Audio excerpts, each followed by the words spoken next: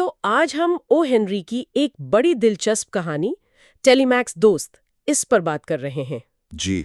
او Henry وہ امریکی افسانہ نگار جو اپنے خاص انداز، مزاح اور وہ کہانی کے آخر میں آنے والے چونکا دینے والے موڑ ان سب کے لیے جانے جاتے ہیں۔ بالکل، ان کا ٹریڈ مارک ہے وہ آخر کا ٹویسٹ۔ تو آج اسی کہانی میں گہرائی سے اتریں گے، دیکھیں گے کہ اس میں دوستی، رقابت، انسانی فطرت یہ سب کیسے دکھایا گیا ہے۔ جی ہاں۔ کہانی شروع ہوتی ہے نیو میکسیکو کے ایک چھوٹے سے قصبے لاس پینوس سے۔ ہمارا راوی وہاں ٹرین کا انتظار کر رہا ہے اور وہ سمٹ ہاؤس ایک ہوٹل ہے وہاں اس کے مالک ٹیلی میکس ہکس سے بات چیت شروع کرتا ہے۔ اچھا۔ بات چیت کے دوران ہی راوی کی نظر پڑتی ہے ہکس کے بائیں کان پر، وہ زخمی ہے۔ تو وہ پوچھ لیتا ہے کہ یہ کیسے ہوا؟ اور جواب بڑا عجیب ہے۔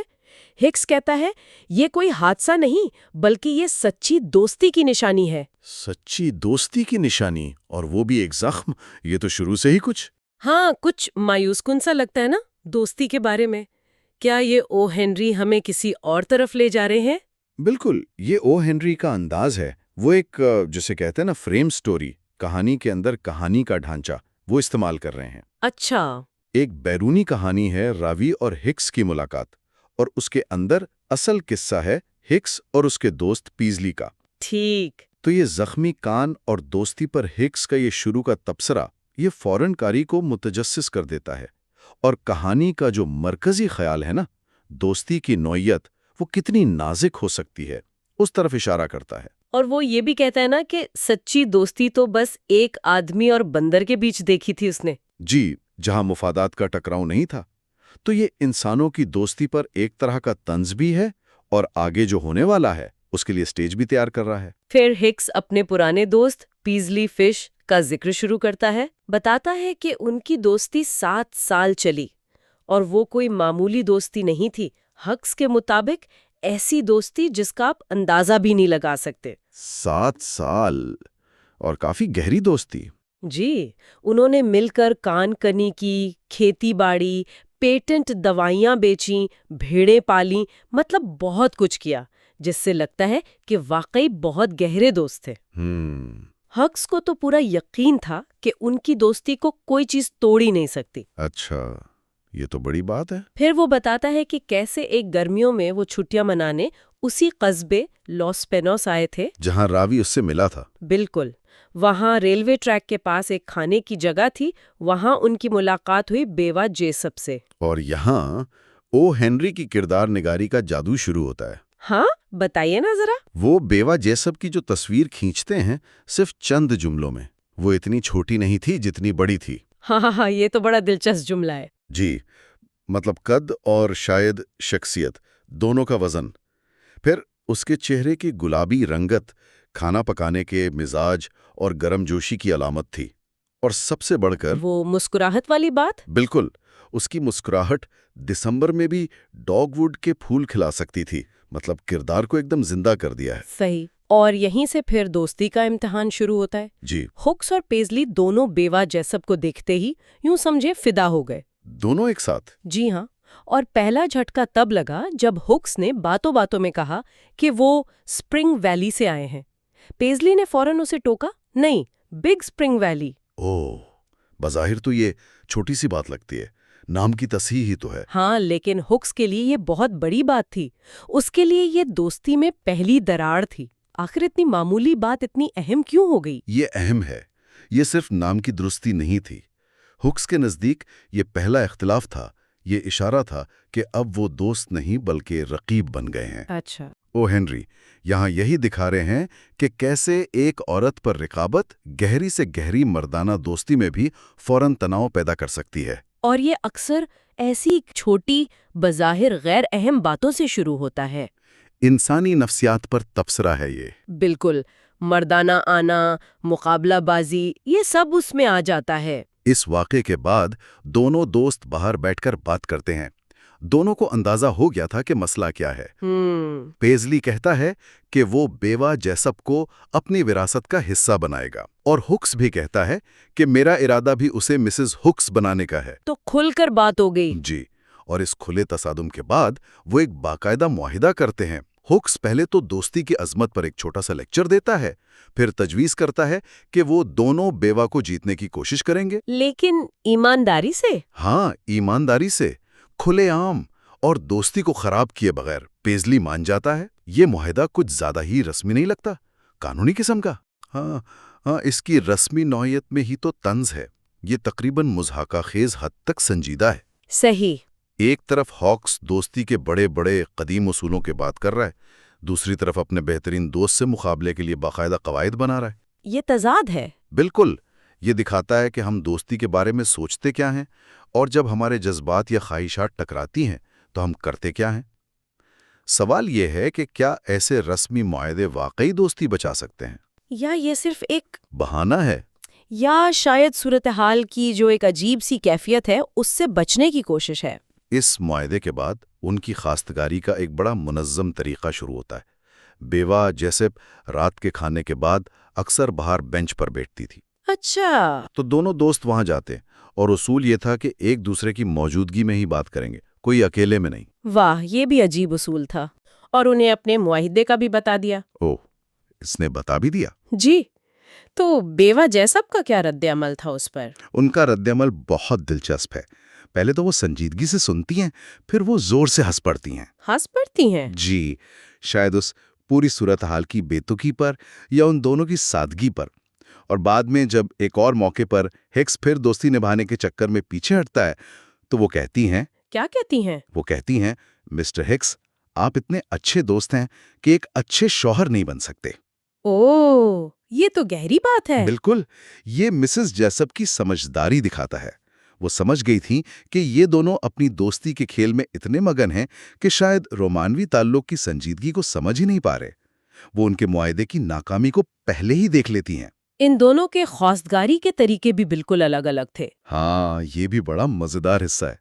पेजली तो अपनी बहादुरी और मुहिम जोई के किस्से सुनाता था, जिसे हिक्स कहता है ओथेलो का तरीका। जी, यानी बातों से मुतासिर करने की कोशिश। दूसरी तरफ हिक्स का तरीका ज्यादा खामोश, ज्यादा नफसियाती था। इसका मानना था कि औरत का दिल जीतने का राज है उसका हाथ सही तरीके से पकड़ने में। हाथ पकड़ने में? हाँ, और वो हाथ पकड़ने के गलत तरीकों की बड़ी मज़ाहिया तफसील बताता है। कोई झपटता है, कोई गरम लोहे की तरह पकड़ता है, कोई ऐसे जैसे घास में गेंद ढूंढ रहा हो।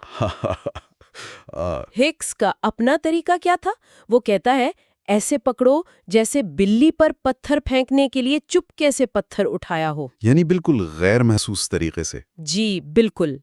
ये जो मुतजाद तरीके हैं ना, ये ओ हेनरी की इंसानी रवैये पर गहरी नज़र और उनके मज़ाह की बेहतरीन मिसाल हैं। सही। पेजली का तरीका ऊंचा दिखावे वाला है, हिग्स का तरीका सटल है, नफसियाती है और शायद ज्यादा मौसर भी। लगता तो यही है।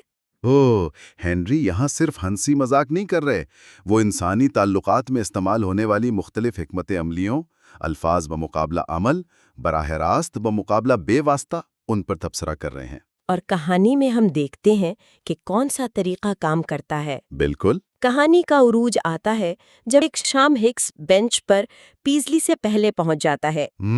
वो बेवा से पूछता है कि क्या एच लिखना जे से ज्यादा आसान नहीं? मतलब हिक्स बनना जैस्प बनने से आसान नहीं? अच्छा, इशारा दे रहा है। जी। उस पर बेवा अपना सर उसके सीने पर रख देती हैं। हिक्स आगे बढ़ने ही वाला होता है कि उसे अपना मुआहदा याद आ जाता है। फिर से मुआहदा? हाँ, लेकिन जब पीजली आता है और अपनी कोई कहानी शुरू करता है तो हिक्स और मिसेस जैस्प फिर करीब आ जाते हैं।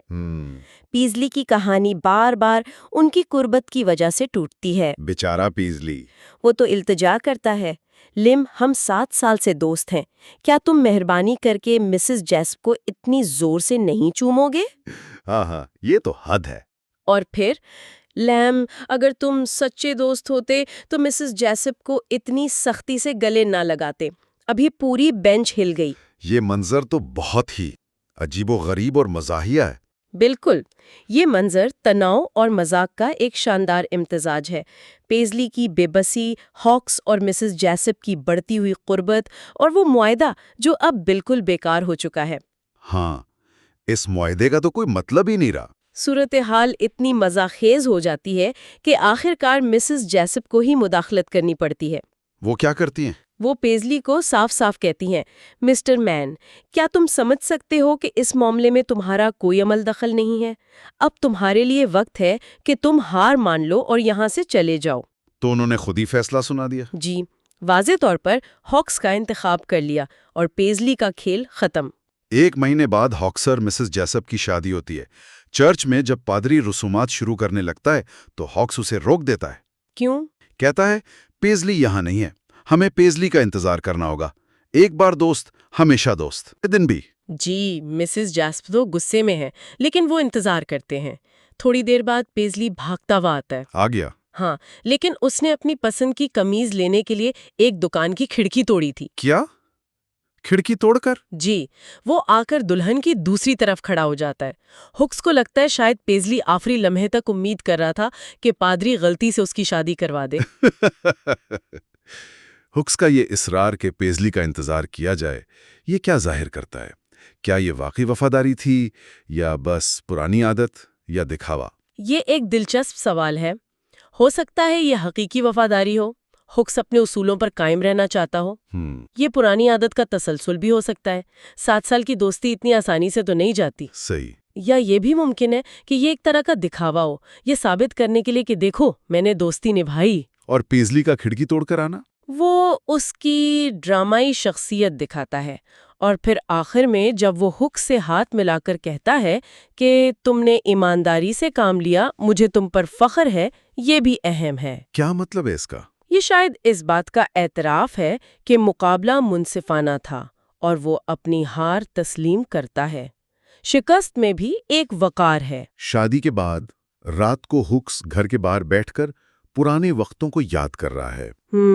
اتنے میں اندر سے اس کی نئی بیوی مسز ہکس اسے بلاتی ہیں۔